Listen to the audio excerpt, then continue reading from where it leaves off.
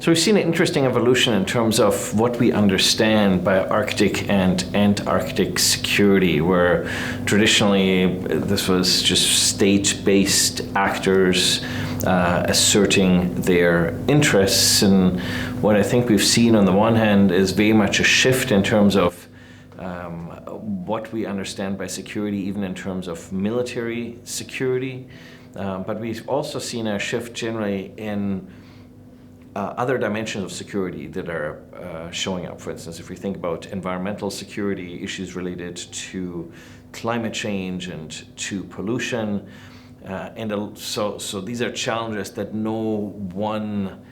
state can solve within their jurisdiction, and so those have required greater cooperation and collaboration to address. And at the same time, we've seen a proliferation of different actors, where previously it was just largely state-based actors. We're now seeing a variety of actors at different levels, so it's becoming more of a multi-level governance problem. And so the question then is, how do we best address these challenges? Do we use strictly functional arrangements? Do we use multilateral arrangements that are entrenched in instruments of international law and thereby perhaps enjoy greater legitimacy? And so the objective here of having a conversation across the two poles is that many of the challenges we're facing are quite similar in terms of opportunities for cooperation, competition, or even potential conflict, the tensions that might arise between exploitation versus the status quo with regards to resources, the role of sub-state, international, and transnational governance arrangements. And so the hope here is that we can identify what are the commonalities and what are the differences between the Arctic and Antarctic, and identify opportunities for greater collaboration, especially across countries that might not physically be adjacent, but that by virtue of their long-standing collaboration when it comes to international peace and security and prosperity, but also by virtue of the fact that they share, as part of the Anglosphere and part of the Five Eyes community, Australia, Canada, along with the United Kingdom, US, New Zealand, share a common set of values that ultimately inform those interests, explore greater opportunities for collaboration that go beyond mere realist interests and transactional approaches to building more of a community where especially middle powers such as Australia and Canada can overcome the fallacy of composition,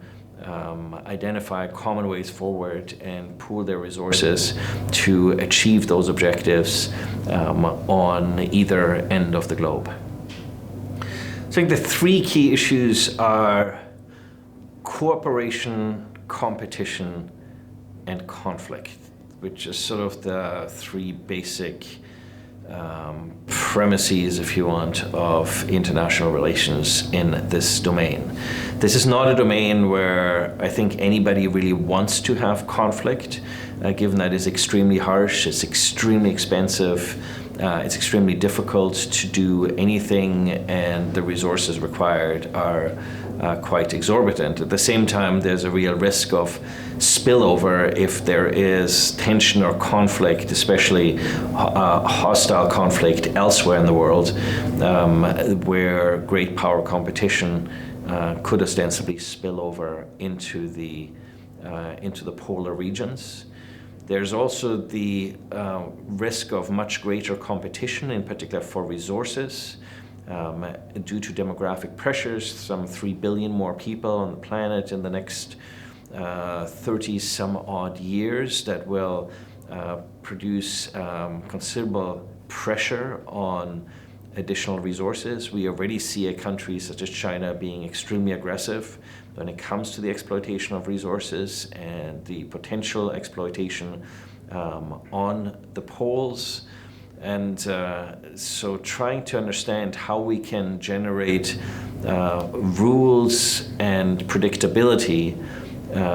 when it comes to propensities for competition that might emanate from the great powers, because ultimately, as middle powers, our objective is for